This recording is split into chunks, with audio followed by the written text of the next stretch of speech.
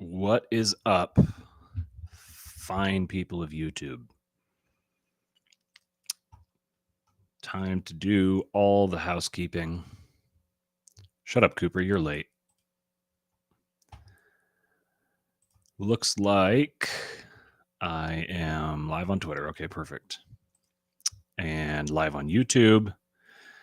I can tell that the stream is up because Cooper is commenting and talking shit. There's the email. All right. Welcome. So I'm gonna kind of buy a little bit of time here because before we get into the live reading, I'm going to play something for you guys. That this will be a little something new. I've never done something like this on the show before, and I don't know if I'll do it again after this. But I'm going to play a video for you guys that I think you'll find pretty interesting. I don't want to give too much of it away. I also don't want to build it up too much because I don't know. It sells itself, but it's one of the most remarkable things that I've ever seen. So, yeah, so like this stream, throw some comments in the live chat, share it out. I've tweeted out a link. Go out there and push it out to social media. See if we can get a few people in here to watch this. This will be fun. So we're gonna get into continuing Father Seraphim Rose's Orthodoxy and the Religion of the Future. This is part 5 of the live reading series. Prior to doing this book, we did his other book, his prior written book, Nihilism, the Root of the Revolution of the Modern Age. So yesterday we started the section on UFOs, and we're going to be getting into UFO sightings. And the section we're up to is the 6 kinds of UFO encounters. So Father Seraphim has had some very interesting thoughts on Eastern religion and the way it was impacting America around the time of the 60s and 70s when he was writing these books. And it was right at the point where a lot of things like transcendental meditation and yoga and Zen Buddhism, all these different things were all starting to impact the mainland. So he was writing about this impact and the influence that it was having on Christianity here in the West. And you can see that the consequences of the absence of Christianity are vast as Christianity begins to lose a foothold in the culture and begins to lose a foothold on the mind of Americans. Then everything kind of goes to hell in a handbasket pretty quick. And we're starting to watch this cycle as it's spiraling. It's getting worse and worse. And it's crazy because he's writing this stuff 50 or 60 years ago, and he's identifying a lot of these patterns when most people were not identifying these patterns at that time. Most people are barely identifying these patterns now. And he was perceiving them and identifying them and talking about them. So he wrote a couple of really good books on it, and we're working our way through this one. We're at page 114 of 200 something. So I think we're probably getting, my little scroll bar here is it's like 45% of the way down. So we're about halfway through the book, I think, at this point. And then the next one that we're going to watch, or the next one that we're going to read, is Genesis, Creation, and Early Man, which I'm very excited, very interested to read. I think it's like twice as long as this one. So we'll have enough live reading content to satisfy us for a long time. It sounds like, I think I hear thunder outside, so it sounds like we're getting ourselves another thunderstorm here. All right, so I'm going to play a video for you guys. Well, let me set it up here a little bit first. So one of my favorite pastimes is watching reaction videos, specifically like vocal coach or musician or opera singer reaction videos. So I like to find just crazy performances that are either the content of the song or the performance of the song are just wild, just blow people's minds. And then just sit and watch videos. There's a whole subculture of YouTube there's just millions and millions and millions of views dedicated to watching subject matter experts react to particular things and give their insights, describe what's happening, explain the technicals of it. And one thing that's interesting that I've noticed is that as the people reacting to things kind of fall into two broad categories. There is this is assuming it's beyond just the average Joe who just sits there so they play a reaction video so they can do really over dramatized reactions. And they've obviously watched the video before and are just pretending to see it for the first time. Um, there's leaving aside those people, the actual interesting people that have something interesting to talk about with it. There's kind of two broad groups of people. There's the people who are naturally very, very gifted, and the people who have learned. So, like, the people who are naturally gifted and just naturally have that capacity, they have the equipment, they have the tools to do some amazing thing. And the people who have learned it, who have had to take the long, hard road of learning everything and being able to break it down and describe it on like an intricate level of detail. And I've found, kind of broadly speaking, that the latter group often will understand the subject matter better. So there's something where, like, being not having a natural talent or not having a natural inclination for something actually ends up making you better at it, or at least better at understanding it later on, after you've gone through the hard work of actually learning all of it. What's up, Silver Pie? Um, so I saw this when, like, growing up playing sports. You had the people who were just kind of naturally gifted. At the, like, junior high, high school age, you've got the kids who are just the guy who started shaving when he was 9 years old, and he's 6'2" and 220 when he's 14. Like, those guys they always exist, and you kind of just can't do anything about them.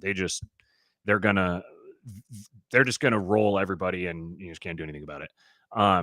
But then there would be, like, the little scrawny kid with glasses who he seemed kind of knock kneed or something, but just somehow he would be like the niftiest little point guard in basketball, or he'd just be a total junk ball pitcher in baseball, or like would have just like ungodly velocity. Like, how does this skinny little goofball generate such insane velocity?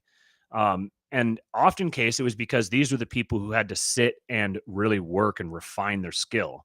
They had to they had to go learn all of the technical aspects of what was happening, and they had to memorize all these things so that they could actually get themselves up to the level of skill that they weren't naturally born with. But then there's like a third um, quality of person, which is, I think they often come from that second group, the people who aren't necessarily naturally gifted, but the people who learn their way into the skill. You get the people who wind up being very naturally gifted, like preternaturally, just like savant level talents, who also have a really deep innate understanding of everything. And these are the genuine, like, these are like the great men of history, I think.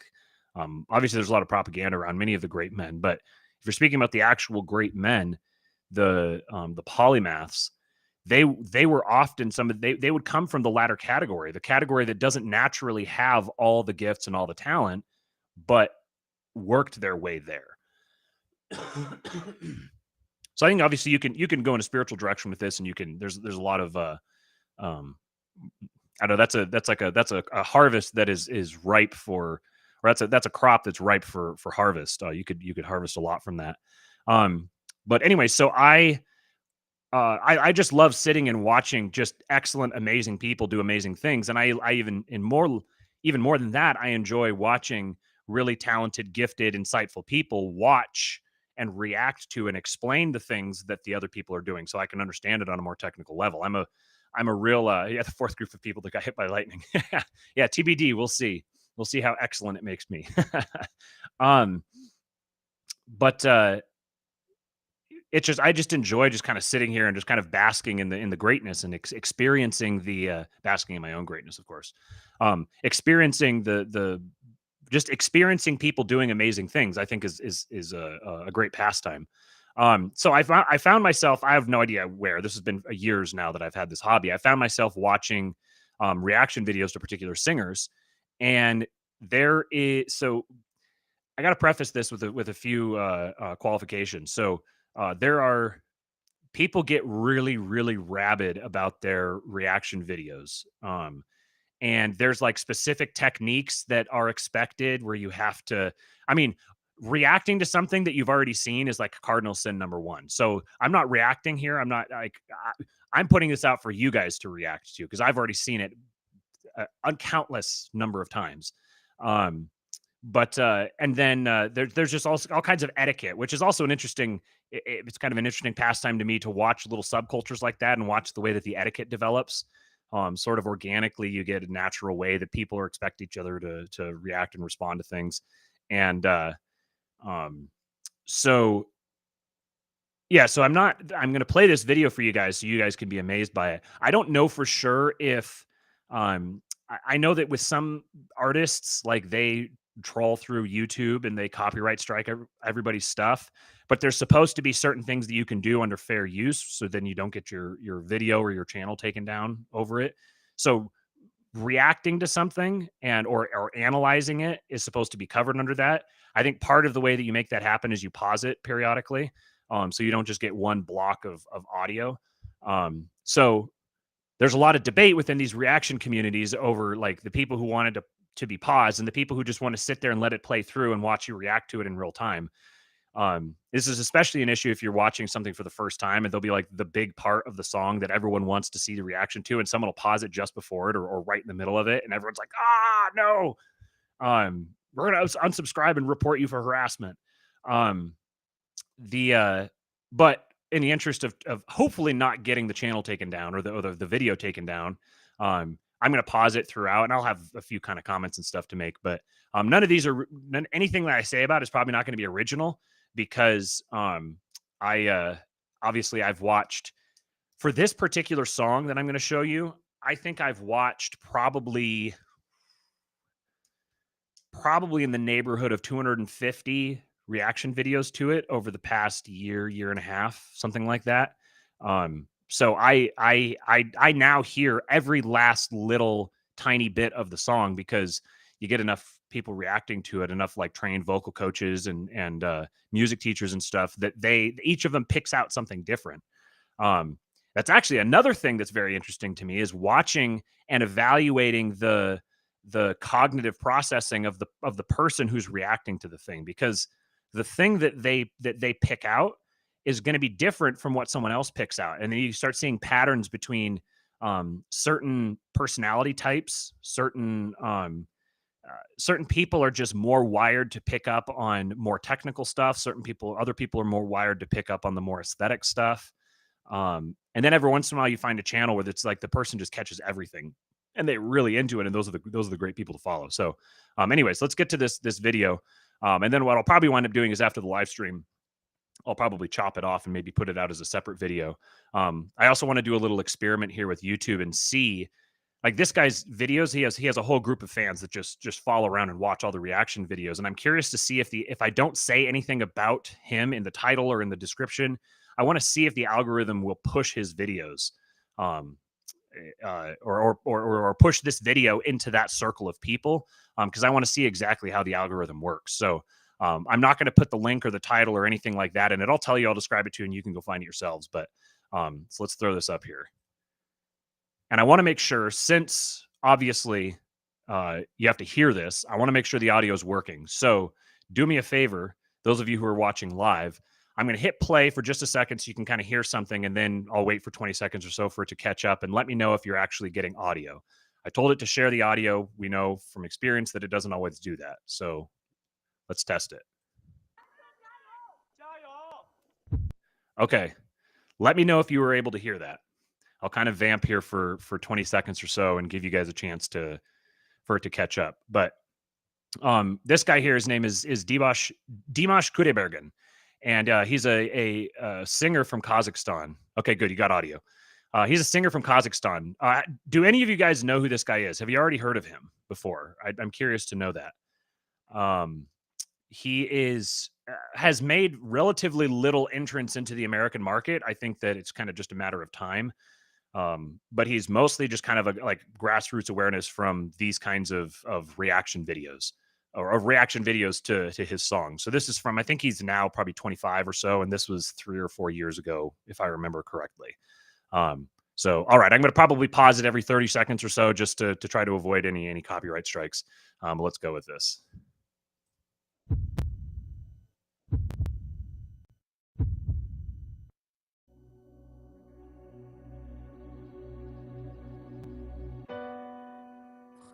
je vis, pourquoi je meurs,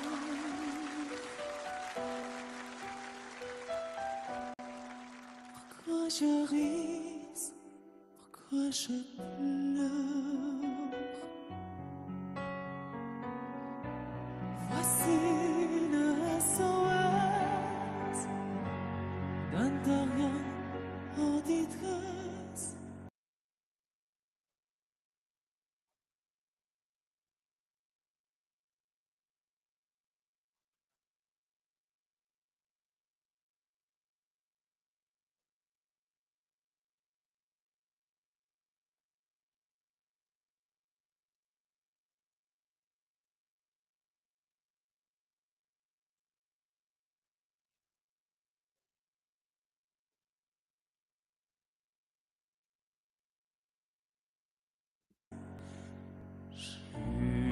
J'ai mûri, pierre sur terre. Enfin me frapperai vos âmes, seulement dans mon port. Je voudrais voler montagne avant. Je pense à tes pleurs-bas, seulement dans mon port.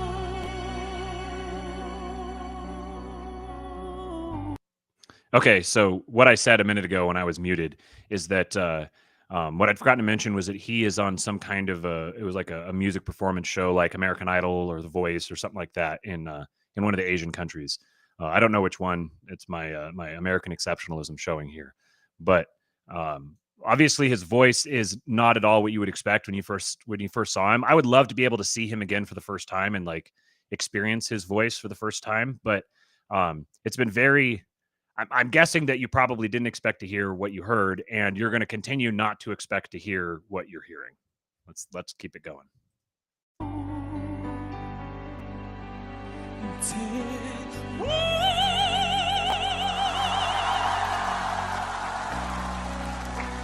J'ai toujours fou d'une vie avec l'inconditionnel.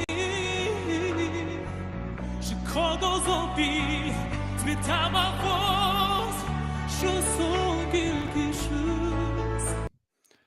So obviously his range is incredible. Like his upper range is fantastic, and he's got. You'll notice as you're listening through this that he has all these different vocal qualities that he goes through. He hasn't shown some of them yet, but sometimes he's got this very full, rich operatic sound, and then he's also got this really light, airy, very delicate sound. And he's got just unbelievable control. He is an absolute vocal technician. I'm telling you this from having listened to so much of him. He is. I've never seen a singer who has such well-honed control of his instrument. He started singing, I think, when he was like 3 or 4, and probably Vietnamese. Yeah, that's true because of the French. Yeah, good point. He started singing when he was like 3 or 4. He has perfect pitch, and he trains just absolutely relentlessly. I've seen some videos of some of his singing training sessions, and he is just absolutely pouring down with sweat.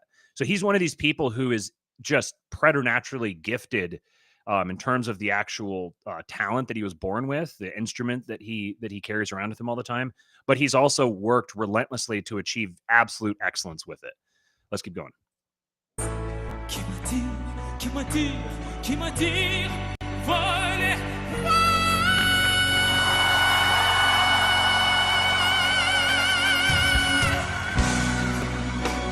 On voit le tour de l'univers.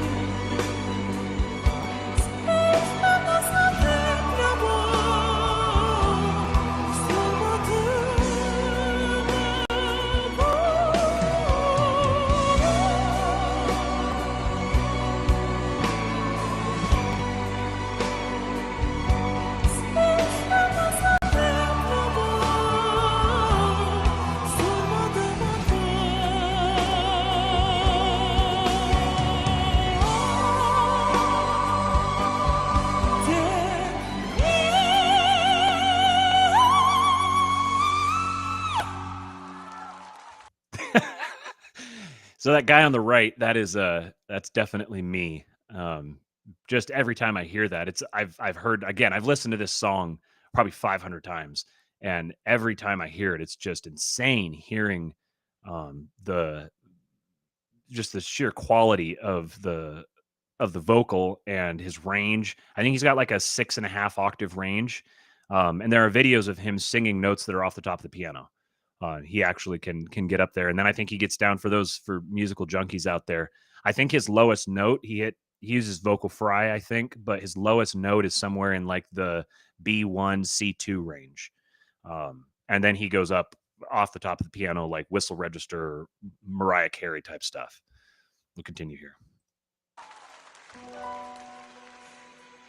Pourquoi je vis, pourquoi je meurs,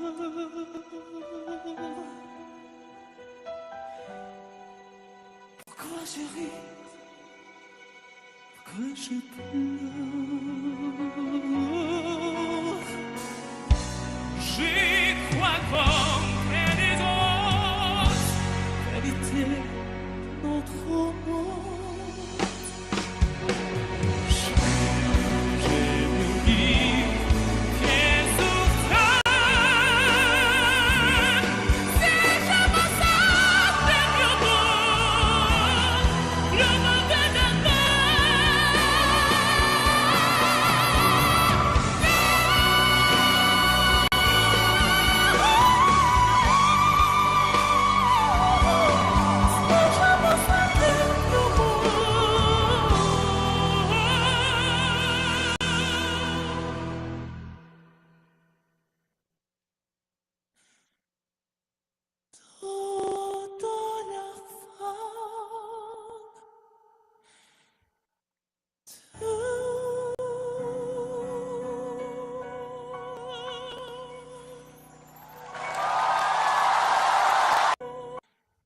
That last note there, that might be my favorite part of the entire song.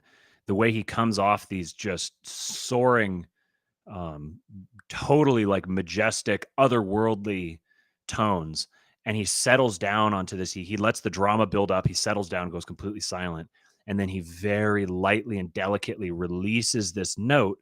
But then as he's releasing it really softly, he just briefly kind of tenses up his vocal cords and just delivers this light little intensity that then fades off again. So it's like soft and then builds up and then fades right out again. Let me play it one more time.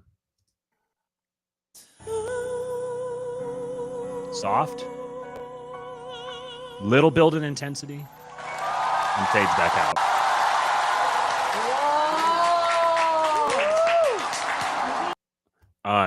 So I feel bad for whoever has to compete with him in these vocal tournaments because, yeah, they're not going to win. Yeah. Anyway, so that was just a fun little video. Every time I find myself in the middle of doing something and I want to listen to some quick throwaway thing for a few minutes, I listen to reaction videos, and my whole like YouTube feed is just full of them. It's all reactions to Dimash songs. And there's a couple other artists too that maybe I'll share on here at some point later on. But yeah, so let's get to the live reading, what you all came here for.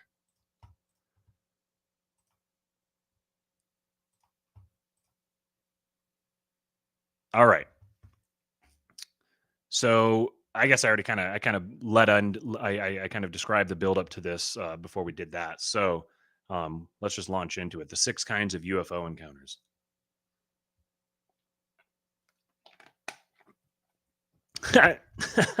Maybe we'll have to have another look at the positive effects of soy. Yeah, he's got the low end too, so he must be drinking his milk as well.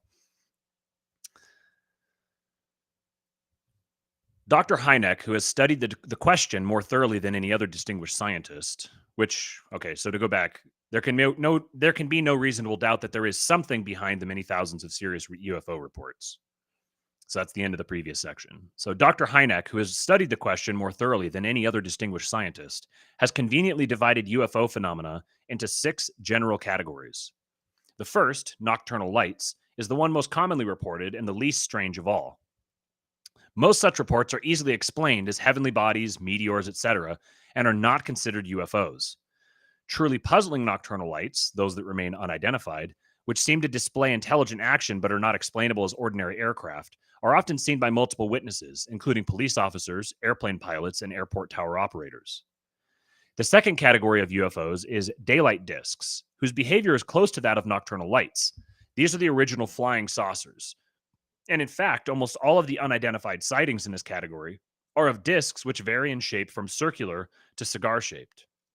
They are often metallic in appearance and are reported as capable of extremely rapid starts and stops and high speed, as well as maneuvers, such as sudden reversals of direction and motionless hovering, that are beyond the capacity of any present aircraft. There are many purported photographs of such discs, but none of them is very convincing owing to the distance involved and the possibility of trick photography. Like nocturnal lights, UFOs in this category are almost always reported as being totally noiseless, and sometimes two or more of them are seen. The third category is that of radar visual reports. That is, radar sightings that are confirmed by independent visual observation, radar by itself being subject to various kinds of misperceptions. Most of these cases occur at night, and the best cases involve simultaneous sightings by airplanes, sometimes purposely dispatched to follow the UFO, at fairly close range. In these cases, the UFO always outmaneuvers the airplane, sometimes following it, and finally disappears in a burst of speed, up to 4,000 miles and more per hour. Sometimes, as in categories 1 and 2 also, the object seems to divide and become two or more distinct objects. And sometimes clear visual sightings of such objects by pilots in the air are not picked up by radar at all. Sightings in this category, just as in the first two, last from between a few minutes to several hours. A number of cases in the first three categories are well documented, with numerous reliable, experienced, and independent witnesses. Still, any one case, as Dr. Hynek notes, might be caused by some extremely unusual set of circumstances and not by some new and totally unknown phenomenon. But when many well-documented cases, all similar to each other, accumulate, the chances that they are all unusual misperceptions of familiar objects becomes very small. This is why serious UFO investigators are now concentrating on the collection of a number of well-documented cases, and the comparison of numbers of reliable testimonies already begins to show definite patterns of UFO activity. The emotional response of those who have witnessed UFOs of the first three categories is one of simple perplexity and puzzlement. They have seen something whose behavior seems totally unexplainable, and they are left with a tantalizing desire to see it just a little closer. Only in a few cases, generally involving pilots who have tried to pursue the unidentified objects, has something like real fear been experienced at the encounters with something that seems intelligently directed and possessing a technology in advance of anything known today. In cases involving close encounters, on the other hand, the human response becomes much deeper, and the psychic side of the phenomena more pronounced. Close encounters of the first kind, or CE1, I think, are sightings of a luminous object at close range, about 500 feet or less, the light being sometimes very bright and casting luminescence on the ground below. When the shape of the object is described, it is generally stated to be oval, sometimes with a dome on top, and the lights are often described as rotating, usually in a counterclockwise direction. The objects often hover close to the ground without sound, or occasionally with a humming sound, sometimes moving close to the ground over considerable distances, and eventually taking off extremely rapidly, soundlessly, and usually straight up. There are numerous multiple witness accounts of such close encounters. These accounts are invariably quite similar to each other, as though it is indeed one and the same object, or similar objects, that is being observed in all well-documented cases. Typically, these cases occur at night in sparsely settled areas, and there are a small number of witnesses for each sighting, an average of 3 to 4 in the cases examined by Dr. Hynek. Close encounters of the first kind are always awesome and often frightening, but leave no visible marks. Witnesses are usually so overwhelmed by the experience that they neglect to take photographs of the object even when a camera is nearby. Typical of the effect on witnesses is this comment in a 1955 UFO report, quoting, "I can assure you, once anyone has seen an object such as this so closely and for a period of even 1 minute, it would be etched in their memory for all time." Close quote. The experience is so unusual that witnesses are often not believed when they report it, a fact that causes many to report it only confidentially after many years or not at all. The experience is intensely real to those who experience it, but largely unbelievable to others. A typical close encounter of the first kind involved 2 Portage County, Ohio deputy sheriffs in 1966. About 5 a.m. on the morning of April 16, after stopping to investigate a parked car on a country road, They saw an object as big as a house ascending to treetop level, about 100 feet. As it approached the deputies, it became increasingly bright, illuminating the area all around, then stopped and hovered over them with a humming sound. When it moved away, they pursued it for some 70 miles into Pennsylvania at speeds of up to 105 miles per hour. 2 other police officers saw the object clearly at a higher elevation before it went straight up and disappeared about dawn. Congressional pressure forced Project Blue Book to investigate this case. It was explained as an observation of Venus, and the officers who saw it were subjected to considerable ridicule in the press, leading to the breakup of one officer's family and the ruin of his health and career. Personal tragedies of this kind among people who have close encounters with UFOs are so common that they should definitely be included in the typical characteristics of this phenomenon.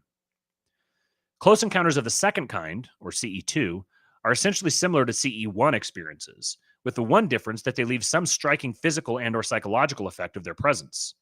These effects include marks on the ground, the scorching or blighting of plants and trees, interference with electrical circuits causing radio static, and the stoppage of automobile engines, discomfort to animals as evidenced by strange behavior, and effects on humans which include temporary paralysis or numbness, a feeling of heat, nausea, or other discomfort, temporary weightlessness, sometimes causing levitation, sudden healings of sores and pains, and various psychological and physical after effects, including strange marks on the body.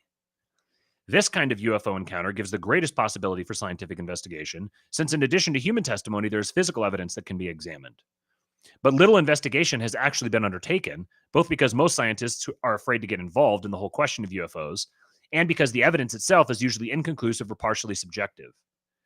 One catalog has been compiled of over 800 cases of this type in 24 countries. No actual piece of a UFO has ever been authenticated, however, and the markings left on the ground are often as baffling as the sightings themselves.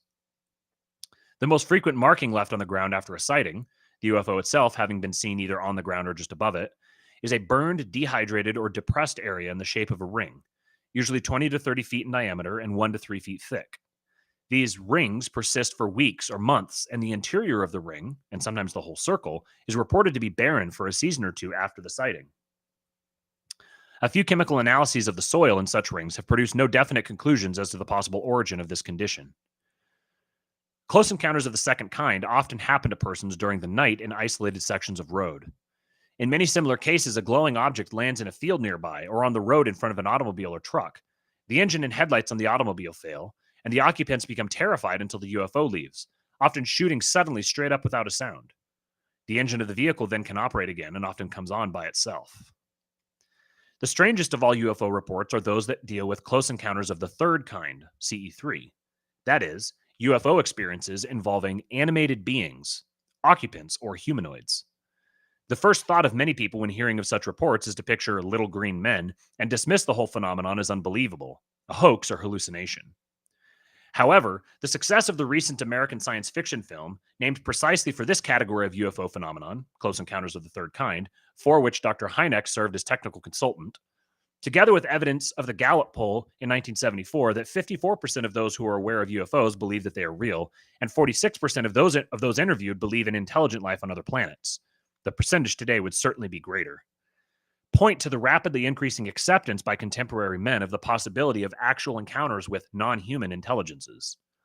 Science fiction has given the images, evolution has produced the philosophy, and the technology of the space age has supplied the plausibility for such encounters. That's a great encapsulation right there. Science fiction has given the images, evolution has produced the philosophy, and the technology of the space age has supplied the plausibility of such encounters. Astonishingly, these encounters seem actually to be occurring today, as attested by the evidence of many believable witnesses. Of crucial importance, therefore, is the interpretation that must be made of these occurrences. Is the reality behind them an actual contact with visitors from outer space? Or is this only an explanation provided by the spirit of the times for a contact of a different kind altogether? As we shall see below, today's scientific investigators of UFOs have already asked these questions. Dr. Hynek admits his own repugnance to face the possibility of CE3 experiences. To be frank, I would gladly omit this part if I could without offense to scientific integrity.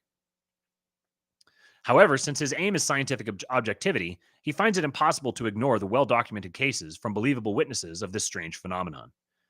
Of nearly 1,250 close encounters reported in a catalog by Dr. Jacques Vallée, 750 report the landing of a craft, and more than 300 of these report humanoids in or about the craft. 1/3 of all these are multiple witness cases. In one humanoid case, which occurred in November 1961 in one of the northern plain states in the USA, 4 men were returning from a hunting trip late at night when one of the men noticed a flaming object coming down as if it were an airplane crashing about a half-mile up the road from them. When they reached the site of the crash, all 4 men saw a silo-shaped craft in a field sticking in the ground at an angle with 4 seemingly human figures standing around it. This was at a distance of about 150 yards. They flashed a light on one of the figures, who was about 4.5 feet high and wearing what looked like white coveralls. He made a gesture to the men to stay back. After some hesitation, still thinking it was a plane crash, they went to a nearby town for a police officer, and when they returned, they saw only some small red lights, something like automobile lights. They drove into the field with the officer and followed the lights, only to discover that they suddenly disappeared, leaving no tracks whatsoever despite the muddiness of the field. After the puzzled police officer left, the men again saw the silo coming down out of the sky with a reddish glow. Instantly after the object landed, 2 figures were visible next to it. A shot was fired, although none of the men admitted to firing it, and one of the figures was hit in his shoulder with a thud and spun around and down to his knees. In panic, the men ran to their car and raced off, agreeing among themselves not to mention the incident to anyone. They returned home with a strange feeling that there was some period of time lost during the night. The next day, one of the men was visited at his work by several well-groomed, official-looking men who asked him questions about the incident, but without mentioning the shooting, and then took him in their car to his home, where they questioned him about his clothes and boots and then left, telling him not to say anything about the incident to anyone. The hunter assumed these men were United States Air Force investigators trying to conceal some new secret device, but the men never identified themselves and never contacted him again. All 4 men were extremely shaken up by the incident, and after 6 years, one of them felt compelled to tell the whole story to a U.S. Treasury agent. Kind of an odd person to decide to talk to. The main incidents in this story are typical of many close encounters of the third kind. A little different case of this sort is the famous UFO landing at Kelly, a small town near Hopkinsville, Kentucky, which was investigated extensively by the police, Air Force, and independent researchers. In the evening and night of August 21, 1955, 7 adults and 4 children in one farm household had a prolonged encounter with humanoids. The incident began at 7 o'clock when the teenage son of the family saw a flying object land behind the farmhouse. No one believed him, but an hour later, a little man emitting a strange glow came walking toward the house with his hands raised. 2 of the men in the house, out of fear, shot at the creature when it was 20 feet away. It somersaulted and disappeared in the dark. Soon another similar creature appeared at a window. They again fired at it, and again it disappeared. Going outside, the men shot at another creature with a claw-like hand which they saw on the roof. Still another on a tree nearby floated to the ground when it was hit. Other creatures also were seen and hit, or perhaps the same creatures reappearing, but the men saw the bullets seem to ricochet off from them and have no real effect. The sound was like shooting into a bucket. After firing 4 boxes of shells with no effect, all 11 people, thoroughly terrified, drove to the Hopkinsville police station. The police arrived at the farmhouse after midnight and made a thorough search of the premises, finding a few unusual markings and seeing several strange meteors that came in the direction of the farmhouse, but discovering no creatures. After the police left, the creatures reappeared, causing more consternation in the household. The humanoids in this case were described as being about 3.5 to 4 feet tall, with huge hands and eyes, without pupils or eyelids, large pointed ears and arms that hung to the ground. They seemed to have no clothing but to be nickel-plated. They approached the house always from the darkest side and did not approach when the outside lights were turned on. Dr. Hynek sharply distinguishes between close encounters of the third kind and contactee cases. Contactees have repeated encounters with UFO beings, often bringing pseudo-religious messages from them about highly evolved beings on other planets who are about to come to bring peace on Earth, and are often connected with UFO religious cults. Ordinary CE3 experiences, on the other hand, are in general very similar to other close encounters. They occur to people of similar occupations and reliability, are just as unexpected, and produce the same kind of shock at the sight of something so unbelievable. The occupants who are seen, usually from a little distance, are often reported as picking up samples of earth and rocks, showing a seeming interest in human installations and vehicles, or repairing their own craft. The humanoids are described as having large heads with largely non-human features. No eyes or large eyes widely spaced, small or no nose, a bare slit for a mouth. Spindly legs, no neck. Some are reported to be of human size, others about 3.5 feet tall, as in the Kelly Hopkinsville incident. Recently, a new catalog of over 1,000 CE3 cases has been compiled. There have been a number of cases seriously reported by seemingly reliable people of abductions by UFO occupants, usually for purposes of testing. Almost all evidence of these cases, if we exclude contactees, has been obtained by regressive hypnosis. The experience is so traumatic to the witnesses that the conscious mind does not remember it, and it is only some time later that such people agree to be hypnotized in order to explain some mysterious time loss in connection with their close encounter experience, the first part of which they do remember. One of the best-known abduction cases occurred at about midnight on September 19, 1961, near Whitfield, New Hampshire. It was made the subject of a book by John Fuller, The Interrupted Journey, which was printed in a condensed form in Look magazine. On this night, Barney and Betty Hill were returning from a vacation trip when they saw a descending UFO which landed right in front of their car on a side road. Some humanoids approached them, and the next thing they remembered, it was 2 hours later, and they were 35 miles farther down the road. This amnesia bothered them, leading to physical and mental disorders, and finally they went to a psychiatrist. Under hypnosis, they both independently related what had happened during the missing time. Both stated that they had been taken aboard the craft by the humanoids and given physical examinations, with samples taken of fingernails and skin. They were released after being given the hypnotic suggestion that they would remember nothing of the experience. Under hypnosis, they related the experience with great emotional disturbance. In a similar case, at 2:30 a.m. on December 3, 1967, a policeman in Ashland, Nebraska, saw an object with a row of flickering lights in the road, which took off into the air when he approached it. He reported a flying saucer to his superiors and went home with a strong headache, a buzzing noise in his ears, and a red welt below the left ear. Later, it was discovered that there had been a period of 20 minutes that night of which he remembered nothing. Under hypnosis, he revealed that he had followed the UFO, which again landed. The occupants flashed a bright light at him, and they took him aboard their craft where he saw control panels and computer-like machines.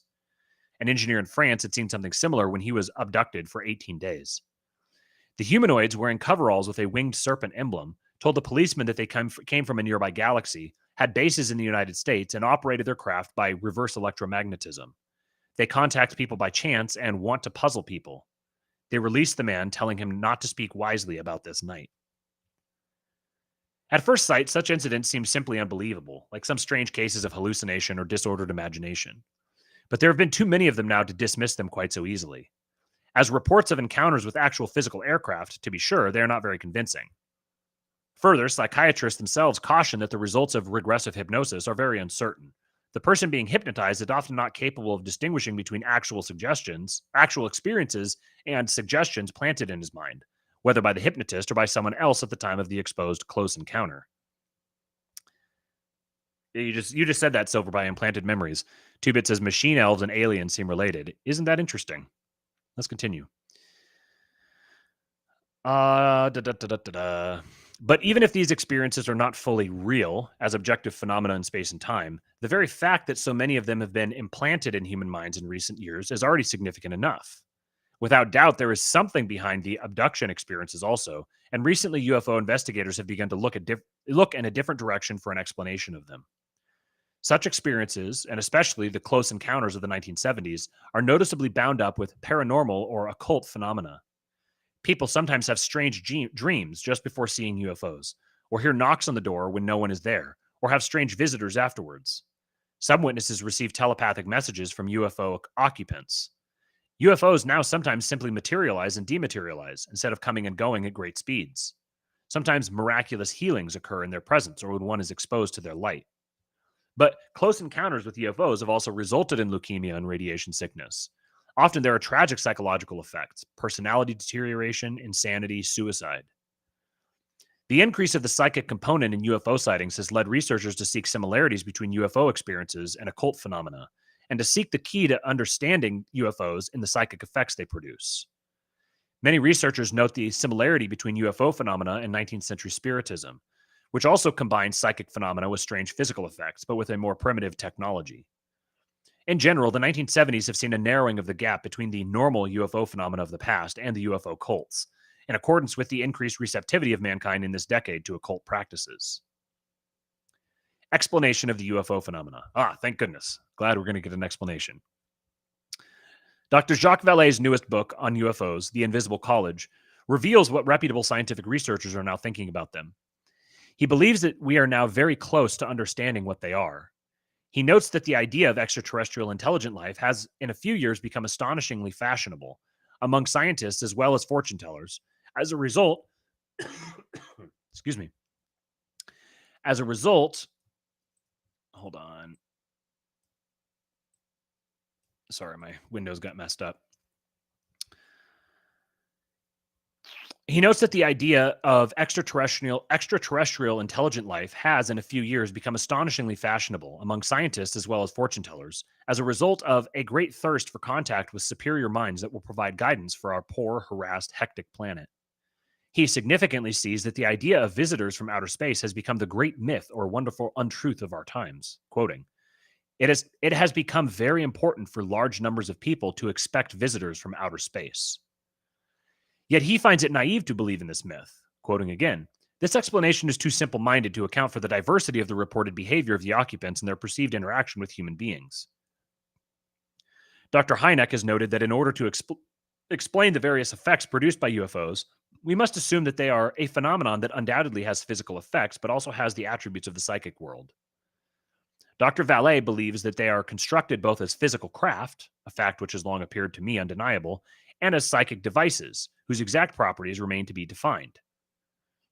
Actually, the theory that UFOs are not physical craft at all, but some kind of paraphysical or psychic phenomenon, was suggested by a number of researchers in the early 1950s, but this opinion was largely submerged later on the one hand by the cultists, with their insistence on the extraterrestrial origin of UFOs, and on the other hand by the official government explanations, which corresponded to the widespread popular view that the whole phenomenon was imaginary. Only lately have serious investigators begun to agree that UFOs, while having certain physical characteristics, cannot at all be explained as somebody's spaceships, but are clearly something of the paraphysical or occult realm. Why, indeed, are so many UFO landings precisely in the middle of roads? Why do such fantastically advanced craft so often need repairs? Why do the occupants so often need to pick up rocks and sticks over and over again for 25 years and to test so many people, if they are actually reconnaissance vehicles from another planet, as the humanoids usually claim? Dr. Vallée well asks whether the visitors from outer space idea might not serve precisely a diversionary role in masking the real, infinitely more complex nature of the technology that gives rise to the sightings. He believes we are not dealing with successive waves of visitations from space, we are dealing with a control system. What takes place through close encounters with UFOs is control of human beliefs. With every new wave of UFOs, the social impact becomes greater. More young people become fascinated with space, with psychic phenomena, with new frontiers in consciousness. More books and articles appear, changing our culture. In another book, he notes that, quote, it is possible to make large sections of any population believe in the existence of supernatural races, in the possibility of flying machines, in the plurality of inhabited worlds, by exposing them to a few carefully engineered scenes, the details of which are adapted to the culture and superstitions of a particular time and place. An important clue to the meaning of these engineered scenes may be seen in an observation often made by careful observers of UFO phenomena, especially CE3 and contactee cases, that they are profoundly absurd or contain at least as much absurdity as rationality. Individual close encounters have absurd details, like the 4 pancakes given by a UFO occupant to a Wisconsin chicken farmer in 1961. More significantly, the encounters themselves are strangely pointless, without clear purpose or meaning. A Pennsylvania psychiatrist has suggested that the absurdity present in almost all UFO close encounters is actually a hypnotic technique. Quoting, when the person is disturbed by the absurd or contradictory, and their mind is searching for meaning, they are extremely open to thought transference, to receiving psychic healing, etc. Dr. Vallée compares this technique to the irrational koans of Zen masters, and notices the similarity between UFO encounters and occult initiation rituals, which open the mind to a new set of symbols. All this points to what he calls the next form of religion.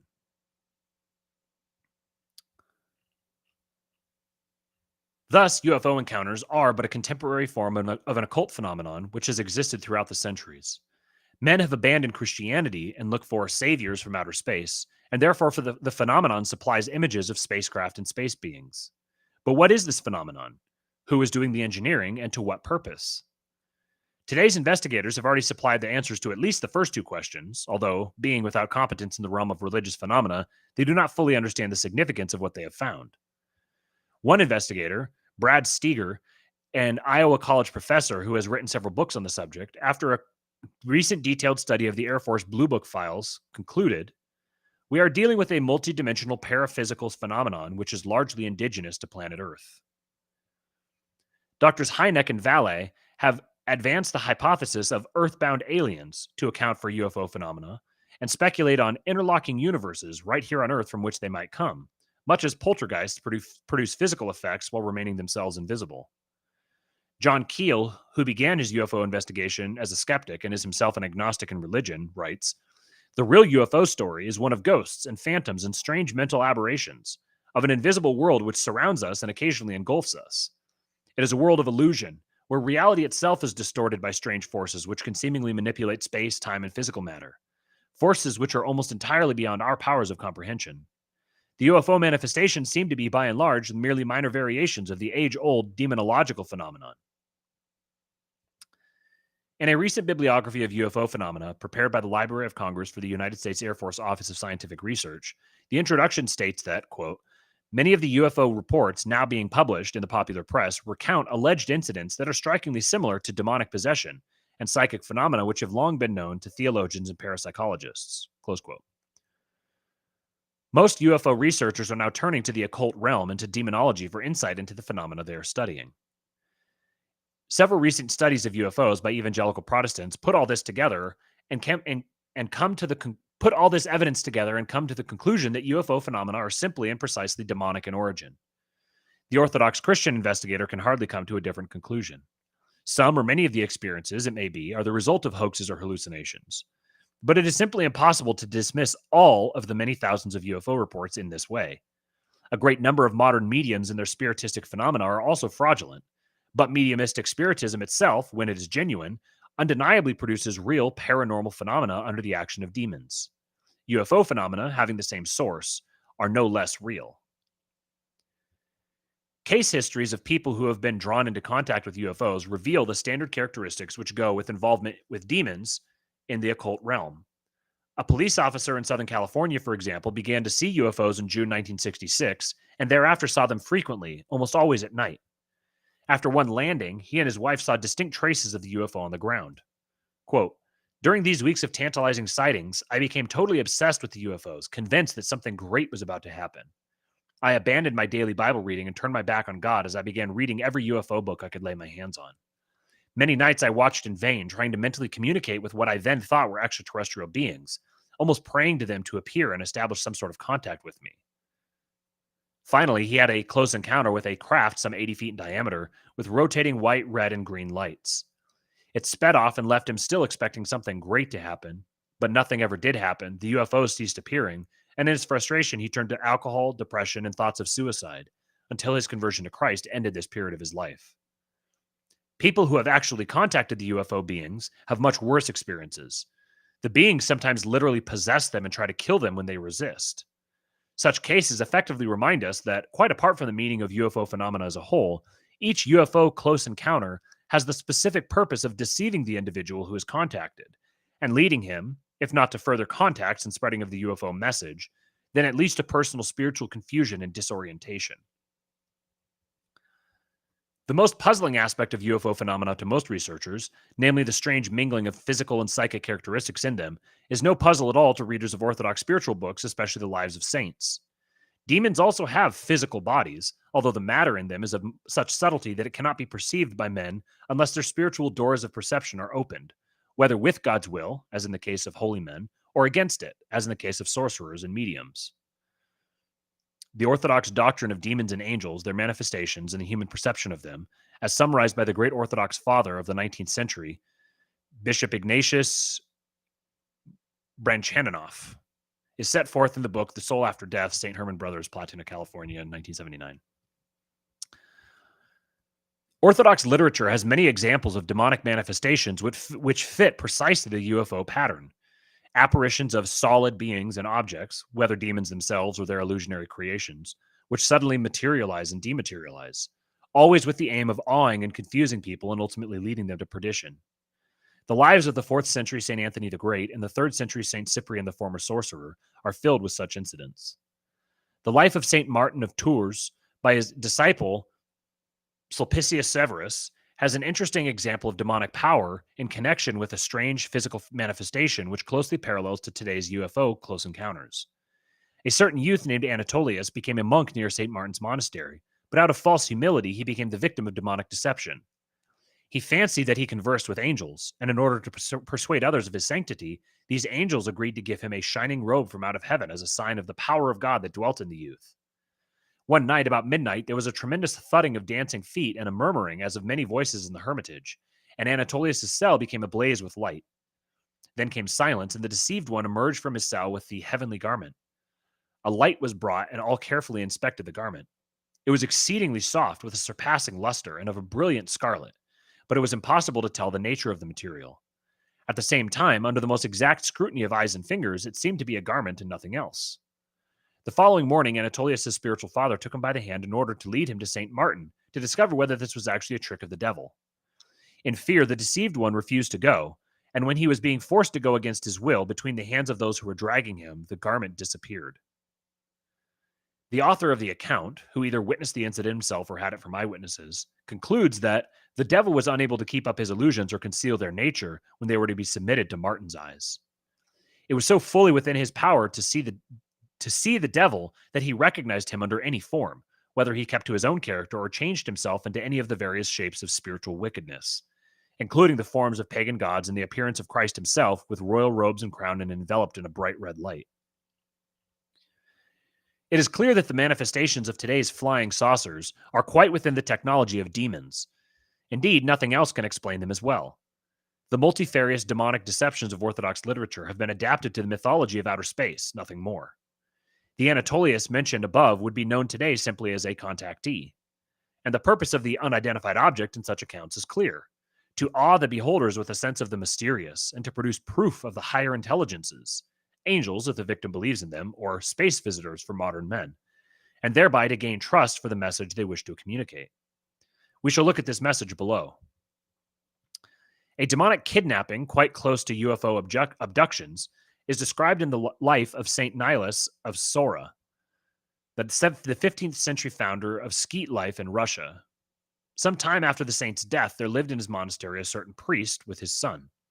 Once, when the boy was sent on some errand, suddenly there came to him a certain strange man who seized him and carried him, as if on the wind, into an impenetrable forest, bringing him into a large room in his dwelling and placing him in the middle of this cabin in front of the window. When the priest and monks prayed for St. Nilus' help in finding the lost boy, the saint came to the boy's aid and stood before the room where the boy was standing, and when he struck the window frame with his staff, the building was shaken and all the unclean spirits fell to the earth. The saint told the demon to return the boy to the place from which he had taken him, and then became invisible. Then, after some howling among the demons, the same strange one seized the boy and brought him to the skeet like the wind, and placing him on a haystack, he became invisible. After being seen by the monks, the boy told them everything that happened to him, what he had seen and heard. And from that time, this boy became very humble, as if he had been stupefied. The priest, out of terror, left the skeet with his son. In a similar demonic kidnapping in 19th century Russia, a young man, after his mother cursed him, became the slave of a demon grandfather for 12 years, and was capable of appearing invisibly among men in order to help the demons sow confusion in their midst.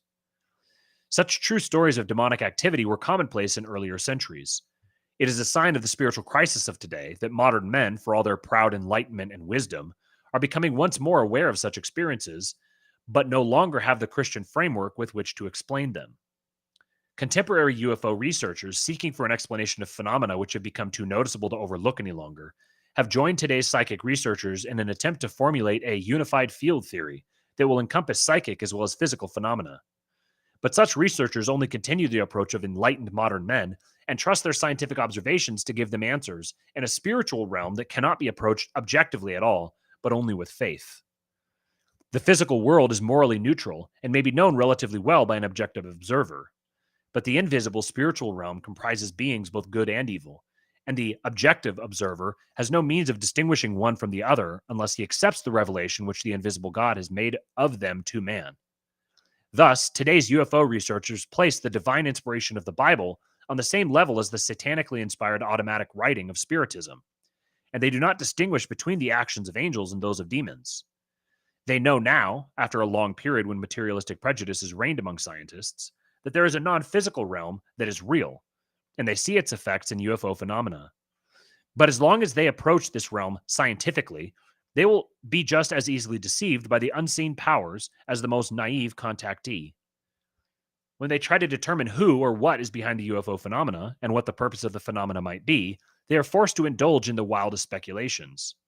Thus, Dr. Vallée confesses himself baffled whether the source of UFO manifestations might be a morally neutral, unattended clockwork, a benevolent, solemn gathering of wise men, as the extraterrestrial myth would have us believe, or a terrible superhuman monstrosity, the very contemplation of which would make a man insane.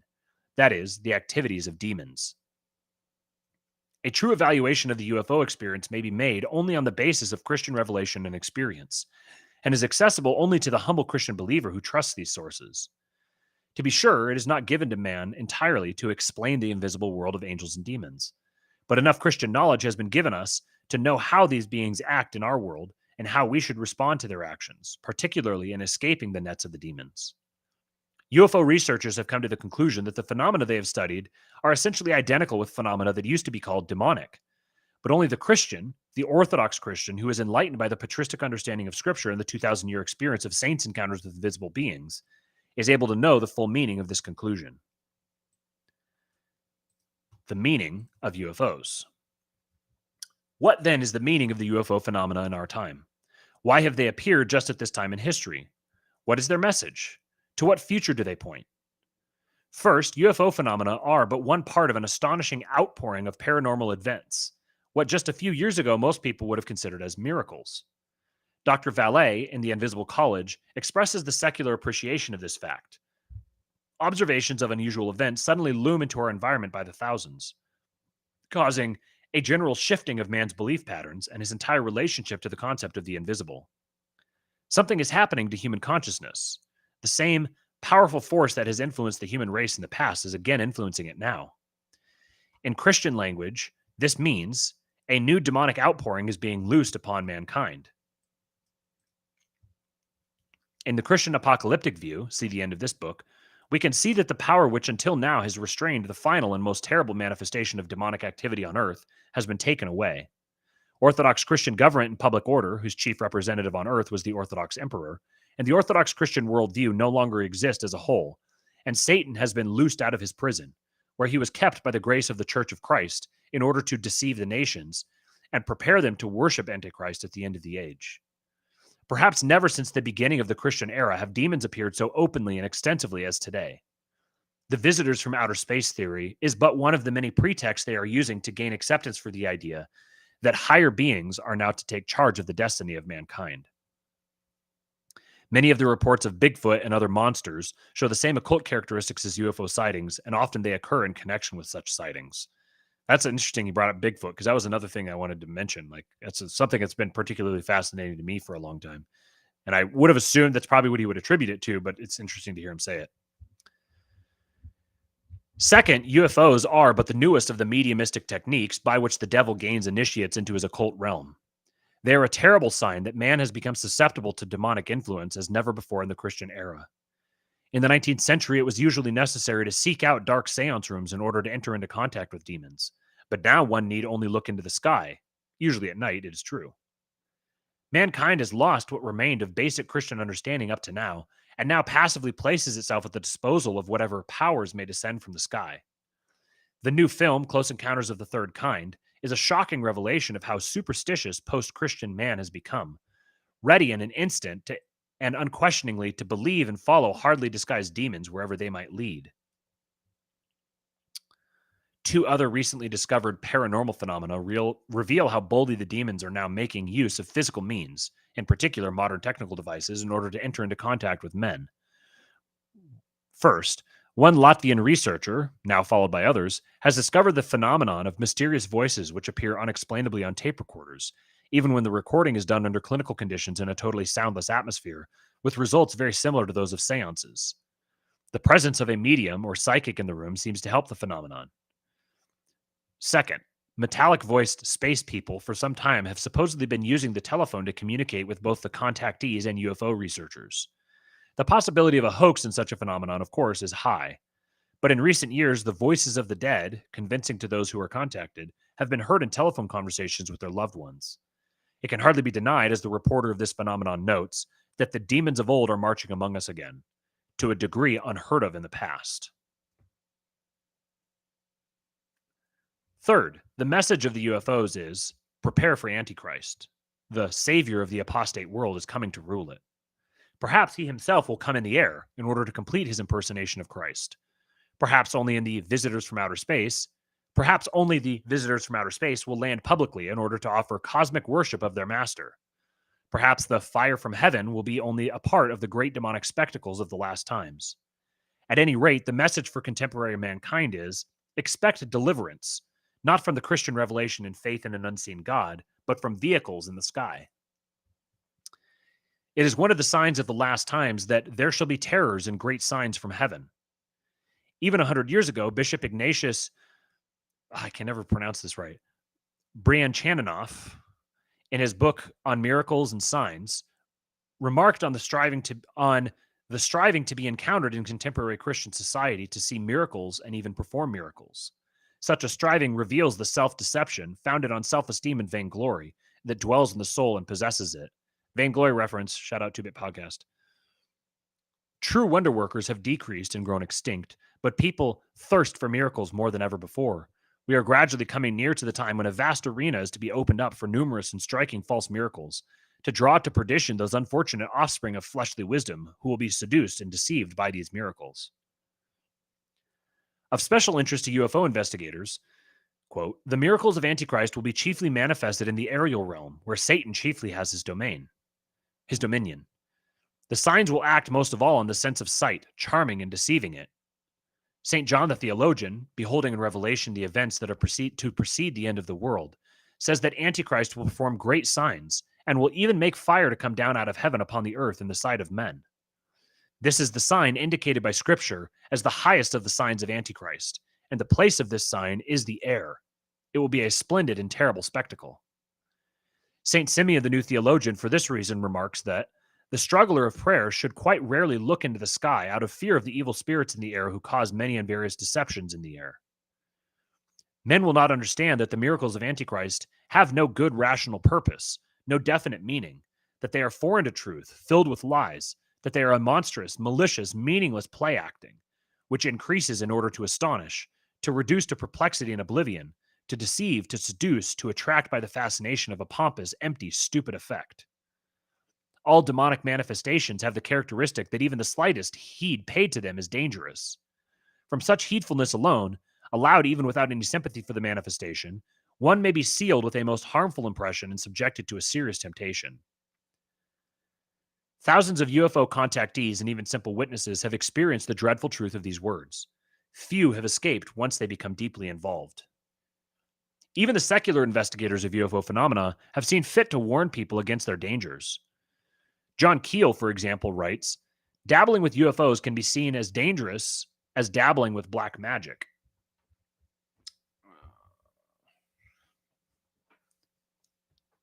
The phenomenon preys upon the neurotic, the gullible, and the immature. Paranoid schizophrenia, demonomania, and even suicide can result and has resulted in a number of cases. Let me just double check here and make sure my audio didn't get messed up by me taking those out. Looks like it's still good. Okay. A mild curiosity about UFOs can turn into a destructive obsession. For this reason, I strongly recommend that parents forbid their children from becoming involved. School teachers and other adults should not encourage teenagers to take an interest in this subject. In a different place, Bishop Ignatius Brianchaninov recorded with awe and foreboding the vision of a simple Russian blacksmith in a village near Petersburg at the dawn of our present age of unbelief and revolution in 1817. In the middle of the day, he suddenly saw a multitude of demons in human form, sitting in the branches of the forest trees in strange garments and pointed caps, and singing, to the accompaniment of unbelievably weird musical instruments, an eerie and frightful song. Our years have come, our will be done. We live near the end of this fearful age of demonic triumph and rejoicing, when the eerie humanoids, another of the masks of the demons, have become visible to thousands of people, and by their absurd encounters take possession of the souls of those men from whom God's grace is departed. The UFO phenomenon is a sign to Orthodox Christians to walk all the more cautiously and soberly on the path to salvation, knowing that we can be tempted and seduced not merely by false religions, but even by seemingly physical objects which just catch the eye. In earlier centuries, Christians were very cautious about strange and new phenomena, knowing of the devil's wiles. But after the modern age of enlightenment, most people have become merely curious about such things and even pursue them, relegating the devil to a half imaginary realm. Awareness of the nature of UFOs, then, can be a help in awakening Orthodox Christians to a conscious spiritual life and a conscious Orthodox worldview that does not easily follow after the fashionable ideas of the times. The conscious Orthodox Christian lives in a world that is clearly fallen, both from the earth below and the stars above, all being equally far from the lost paradise for which he is striving. He is part of a suffering mankind, all descended from the one Adam, the first man, and all alike in need of the redemption offered freely by the Son of God, by his saving sacrifice on the cross. He knows that man is not to evolve into something higher, nor has he any reason to believe that there are other highly evolved beings on other planets. But he knows well that there are indeed advanced intelligences in the universe besides himself. These are of two kinds, and he strives to live so as to dwell with those who serve God, the angels, and avoid contact with the others who have rejected God and strive in their envy and malice to draw men into their misfortune, the demons. He knows that man, out of self-love and weakness, is easily inclined to follow error and believe in fairy tales that promise contact with a higher state or higher beings without the struggle of Christian life. In fact, precisely as an escape from the struggle of Christian life. He distrusts his own ability to see through the deceptions of the demons, and therefore clings all the more firmly to the scriptural and patristic guidelines which the Church of Christ provides for his life. Such a one has the possibility to resist the religion of the future, the religion of Antichrist, in whatever form it may present itself. The rest of mankind, save by a miracle of God, is lost. And that is where we will wrap it for the day. We're going to pick up the charismatic revival in the next show, which I think probably the next show. So tomorrow I'm doing the conversation with Buck Johnson and Tommy Salmons. And then I might be doing another conversation with someone else on Friday. I'll let you guys know for sure if that's going to happen. I'll tweet it out on Twitter at RealKingPilled. So I think both of those conversations are going to be pretty compelling. I think you guys will enjoy them. So it may not be until maybe Saturday, maybe Sunday evening. I was looking on YouTube. I was looking at some of the analytics and seeing it gives me like a breakdown of when my audience, like the people who watch my videos, when are they active on YouTube? And one of the times, interestingly, was Sunday evening, like from like 6 to 9 p.m. Now, I guess there's kind of two schools of thought here. You could look at the time that your audience is live on YouTube and then stream at that time. Or it could be that the reason they're live on YouTube is because they're watching something else. So you should stream at the time when they're not live on YouTube and try to bring them to YouTube. What do you guys think?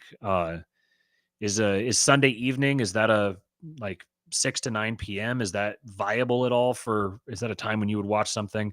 I'm kind of inclined to just leave Sundays be altogether and just pick this up again on Monday.